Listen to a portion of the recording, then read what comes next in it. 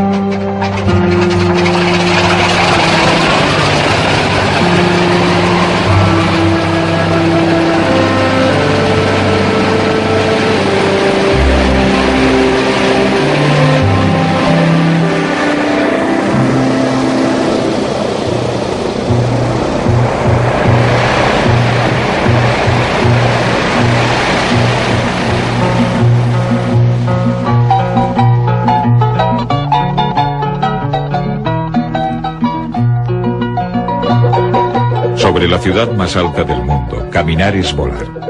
A un mismo nivel conviven personas y cimas, riscos y calles, nubes y hogares. Todo el altiplano parece abandonar la tierra y elevarse hacia el cielo.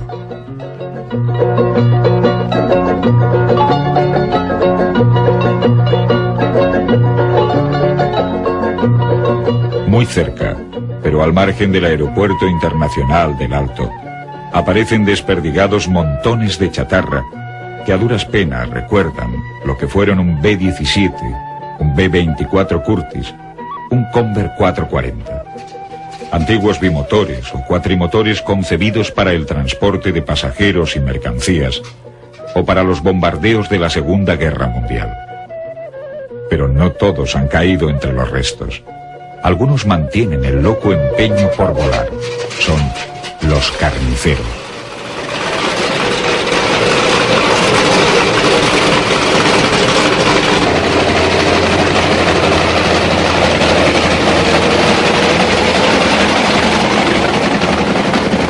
En aviación nosotros somos Quijotes de la aviación, amantes de nuestra profesión.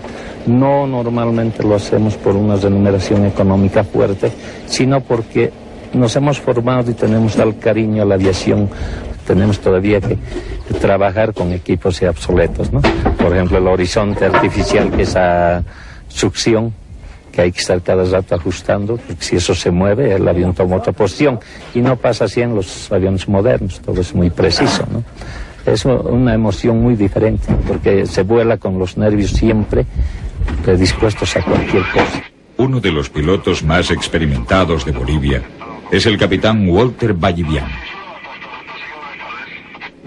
La primera tanda de la Escuela Civil de Pilotaje son tales señores. Entre ellos estoy yo, claro. Y es increíble pensar que de esos 9 que estamos, solamente vuelo yo. Es decir, 7 han muerto en accidente de aviación, 1 no voló nunca más después de recibirse, y yo que, gracias a Dios, sigo volando. Con más de 25.000 horas de vuelo, el capitán Walter Vallivian es uno de los últimos pilotos carniceros.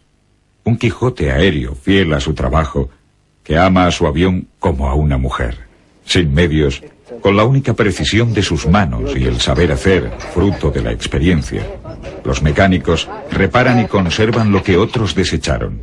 Magos del motor, que fabrican sus propias piezas o recomponen otras de algún avión destrozado. En realidad acá todo mecánico es un orfebre.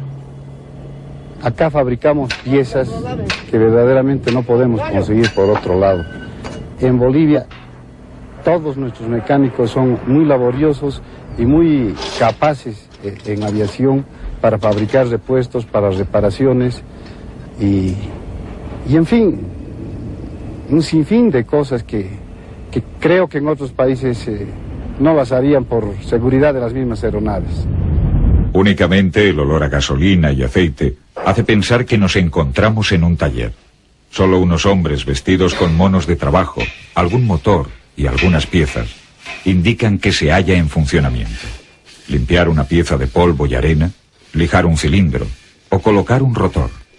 Un mecánico carnicero es capaz de todo. La seguridad de los pilotos depende de ellos. Prácticamente todos los tipos de aviones que hay en Bolivia los he piloteado. El Curtiss es uno de los aviones más nobles y de los mejores para nuestro medio porque la gran mayoría de las pistas en Bolivia son de tierra. O sea que con una lluvia, bueno, se quedan prácticamente inoperables. Y este avión sí se defiende muy bien en lluvia. Uno de los aviones que más me ha gustado volar y lo he considerado una maravillosa nave es el B-17, la famosa fortaleza volante de la Segunda Guerra Mundial. Un avión increíblemente noble, porque incluso una vez se me dio aterrizar con 2 motores parados de la misma ala. Ahora estoy volando un Convair 440 que lo considero un avión muy fiel, con motores muy finos, que el piloto realmente, antes de tener la falla, ya prácticamente está sobre aviso. Pero, ¿cuál es la misión de estos hombres? Ellos que la realizan a diario, la llaman el carneo.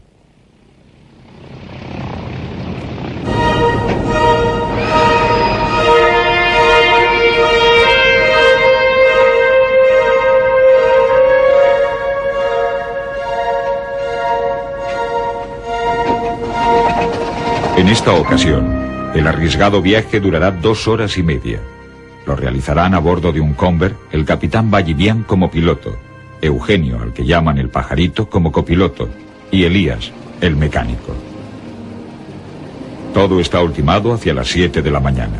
Solo queda comprobar la hoja de ruta, confirmar un buen clima en la cordillera, instalarse a bordo y ponerse en posición para iniciar el despegue. El destino: alguna hacienda ganadera en la región oriental de El Beni. Para llegar hasta allí, es inevitable atravesar la cordillera de los Andes, un peligrosísimo inconveniente de 200 kilómetros de espesor y 6.000 metros de altura.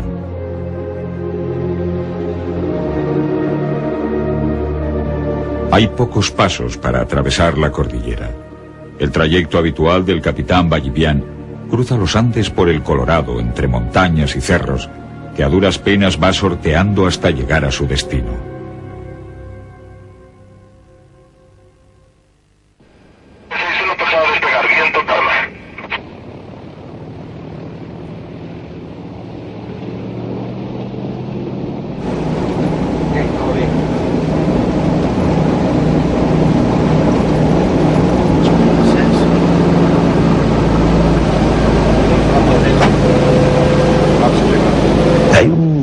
Perdido hasta ahora, hace unos 21 días.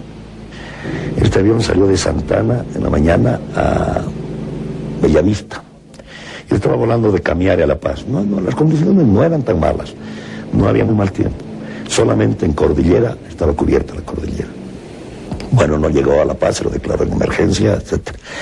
Y lo triste es que este piloto es uno de los pilotos también más experimentados que tenemos en Bolivia. Que teníamos, porque es de suponer que, bueno...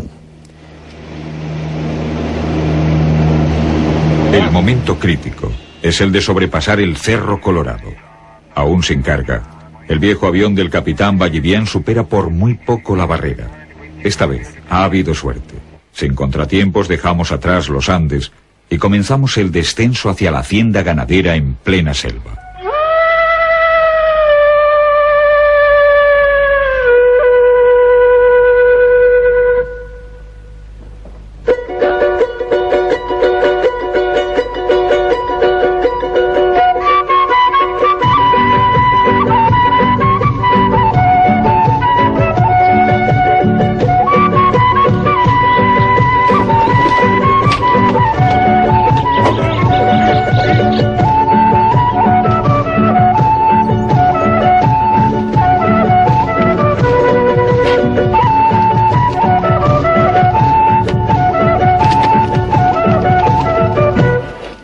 El avión se aproxima a su destino, Palmira, una hacienda ganadera.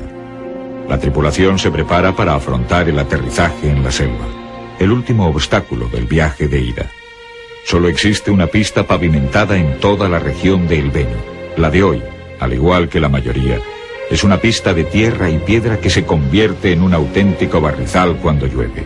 Esta vez el piloto respira aliviado. No hay lluvia. Ahora dale. El 1961, 1-0 en Palmira. Hasta mañana. Hasta mañana.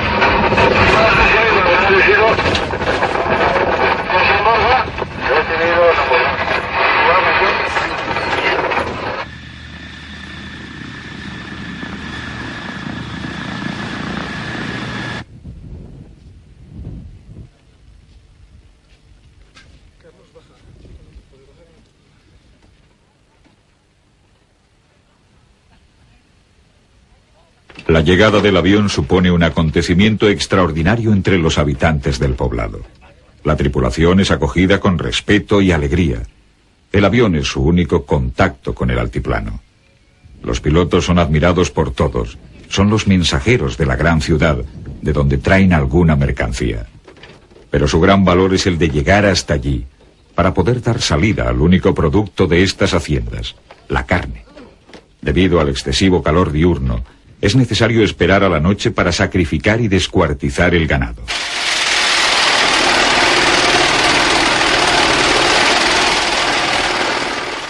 Uno a uno son despellejados y troceados para luego pesarlos en una dudosa balanza romana.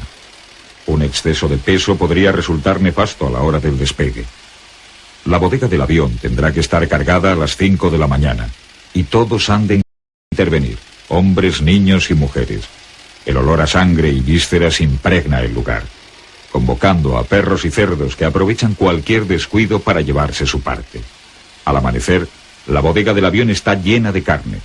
Aunque el máximo permitido son 5.500 kilos, lo normal es que se carguen 1.500 o 2.000 kilos de más. Esto se traduce en serias dificultades a la hora del despegue por la pista sin asfaltar de la selva, o cuando es necesario tomar altura para sortear con éxito la cordillera de los Andes. Los trozos de carne se amontonan a lo largo del interior del avión, amarrada con cuerdas y distribuida con más o menos acierto de modo que el vuelo no se desestabilice o provoque la rotura del tren de aterrizaje, dando lugar a los temidos panzazos.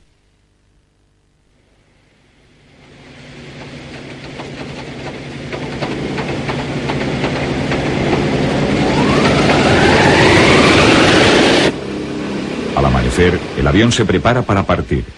El capitán Vallivian está acostumbrado a despegar con sobrepeso, pero sabe por experiencia lo importante que es tener la mercancía bien amarrada. Nos fuimos al despegue y lo que sentí fue como si el avión entrara en barro, una disminución brusca pero no muy notoria de velocidad. Y yo en Curtis le daba unos 3-4 golpes de compensador hacia adelante para que levante la cola y ponerme ya en posición horizontal. Pero esta vez di 4 golpes de compensador y no levantó. Entonces en ese momento me di cuenta cuál era el problema. Y el momento que cortaba aceleradores ya para abortar el despegue, se levantó el avión, la nariz al cielo, porque toda la carne se había ido a la cola. Entonces, ya sabiendo lo que me esperaba, grité: "¡Nos matamos, Lito!". Y la contestación del copiloto: "Mala suerte, capitán". Escuché a la gente que venía a auxiliarnos y levantando la mano la agité y escuché: "Apúrense, apúrense, están vivos", ¿no? Realmente ese momento me emocionó. Bueno, decía, ellos ya comentaban que vieron el golpe del avión y la cola simplemente era la que venía dando volteos detrás de nosotros, pero nosotros ya estábamos clavados en el lago. Para evitar la intoxicación por falta de aire, los tripulantes llevan a bordo oxígeno de emergencia que aplican a su boca por medio del manguito, un pequeño tubo conectado a una bombona de oxígeno. En toda mi vida de piloto he recibido 8 rayos en el avión, que es impresionante de verdad. Y la más impresionante fue una que cayó en la trompa, en la nariz misma del avión. con una luz violeta pero intensa y un estruendo también violento. El más impresionante en realidad, pero después no había pasado zigzagueando el rayo hacia la cola, dejando un boquete a la salida, ¿no? Pero uno de esos rayos le cayó al magneto del motor izquierdo, entonces cortó ese magneto y lógicamente tuvimos que parar ese motor y regresar. Pero después es más espectacular que peligrosa, diría yo, la tormenta eléctrica en vuelo.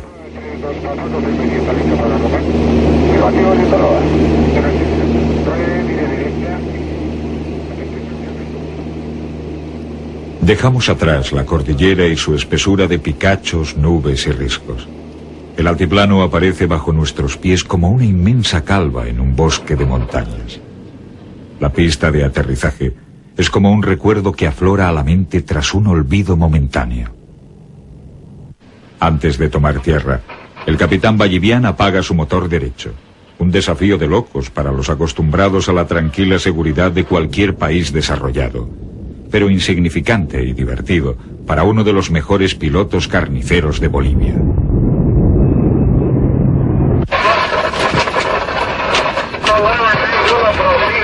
Ahora dale.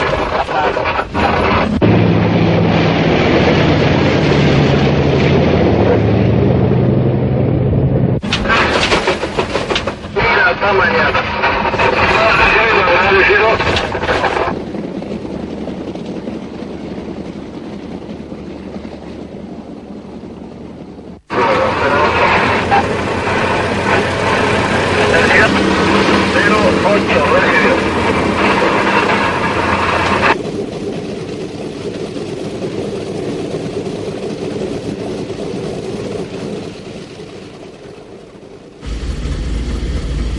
Enseguida se descarga la carne.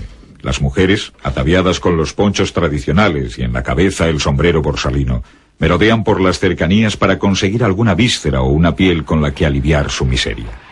A veces es necesario disparar contra los perros hambrientos para alejarlos de la carne.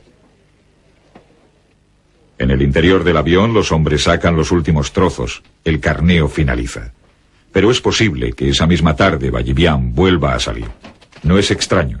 Hay días en los que tiene que viajar hasta 4 veces.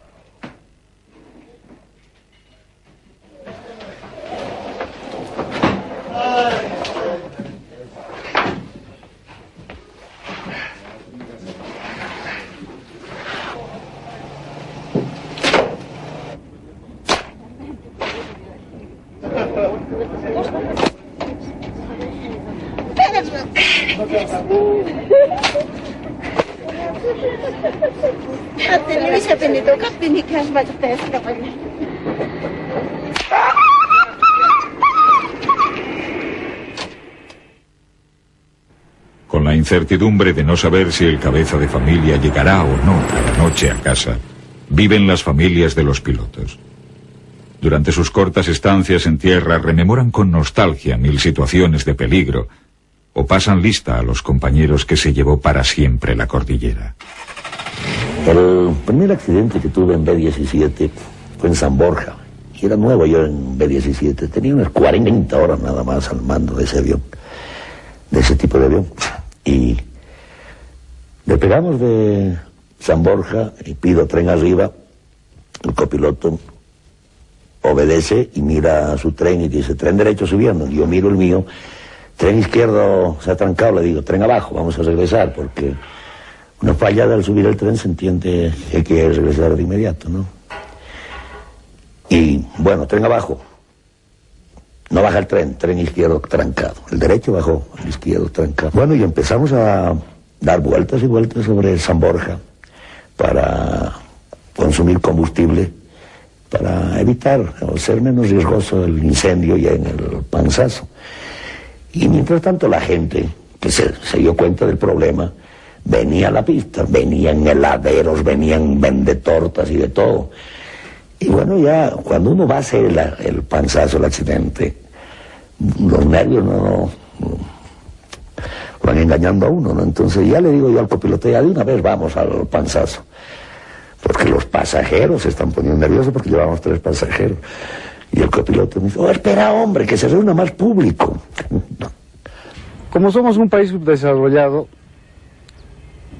y no tenemos en la mayoría seguros de aviación para los cascos de nuestros aviones, suscitado un accidente, un siniestro, pues nosotros tratamos de recuperar la mayor posible cantidad de piezas servibles de estas aeronaves siniestradas. Y esas tenemos como stock en nuestros almacenes para ir remodelando y para ir cambiando las piezas que nos faltarían en nuestros aviones.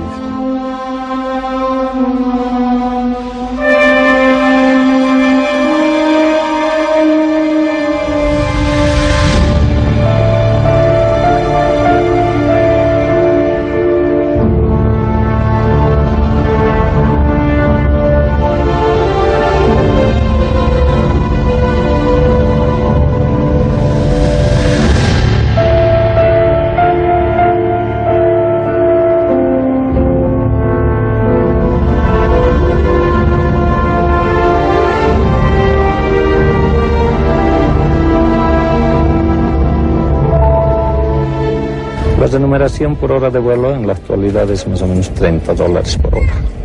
Pero más es el cariño, el amor, porque la aviación esta se nos está perdiendo, desapareciendo, pero nosotros seguimos haciendo esfuerzos porque no sea así, por lo menos que nos acompañe unos años más esta aviación tan querida. El último accidente, y Dios quiere que sea realmente el último accidente que tuve, fue en un Convair 440 y era un vuelo a San Borja. Y el despachador del avión me dice, ¿con qué copiloto va a volar, capitán? Y yo apuntándolo a mi hijo con él. Bueno, ya cuando estábamos terminando prácticamente las últimas estribaciones de la cordillera, la alarma de incendio del motor 1 se encendió y empezó a sonar la alarma. Paré el motor, traté de apagar el incendio con el extinguidor 1, con el 2, nada. Y los pasajeros entraban a la cabina desesperados. No nos mate, capitán, no nos mate, capitán. Porque mi intención era llegar hasta San Borja, porque estábamos bastante cerca, pero miraba a mi hijo y me daba una pena y un arrepentimiento de haber sido yo quien me escogía a él para matarnos, ¿no? Entonces decidí tirar nomás el panzazo antes de llegar a San Borja. Con mucha suerte, porque escogí una parte más verde, más oscura, que había tenido agua debajo. Entonces el avión empezó a correr, porque el tren izquierdo no existía. Del incendio se terminó de quemar, se cayó el tren, pero el tren derecho estaba y la rueda de nariz también. Entonces fue casi un aterrizaje. Y el agua y el barro del lugar ese, regó el avión y prácticamente apagó el incendio, porque cuando ya perdió velocidad el avión se inclinó sobre el lugar, sobre el ala que no tenía tren y clavó el hocico a la tierra, pero apagándose el incendio.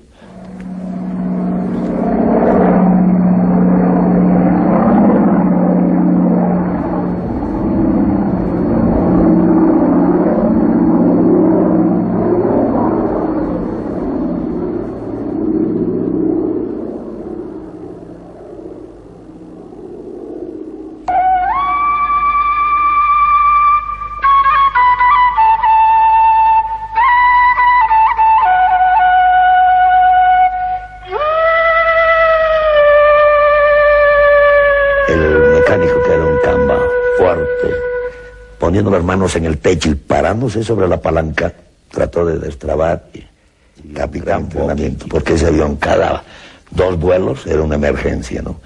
Porque era realmente un avión de la guerra, un avión hecho para la guerra, desechable prácticamente. Y el copiloto, no, te vas a salir, me decía. Bueno, pide una soga, la misma que utilizamos. Yo creo que la vez que mi familia, mi esposa, se asustó más, fue cuando tuve un incendio en B-17, viniendo uno botó humo en cantidad, se nos va el uno, le tiré la gritada al copiloto, lo embanó. Más o menos a la altura de Caranavi se declaró el incendio. Y no pudimos apagar tampoco el fuego, entonces decidí entrar a Santana. Precisamos y los troncos rompieron tren de aterrizaje y las mangueras de frenos, que bueno, el avión medio... Con el golpe la cola del avión se partió a la altura justamente de donde ha debido estar el montón de carne, ¿no? Entonces, ya sabiendo lo que me esperaba, grité, nos matamos, Lito. Y la contestación del copiloto, mala suerte, capitán. El capitán Walter Ballivián desapareció la noche del 21 de agosto de 1992, 15 días después del rodaje de este documental. Su avión perdió el contacto por radio 2 minutos después de adentrarse en la cordillera rumbo a La Paz.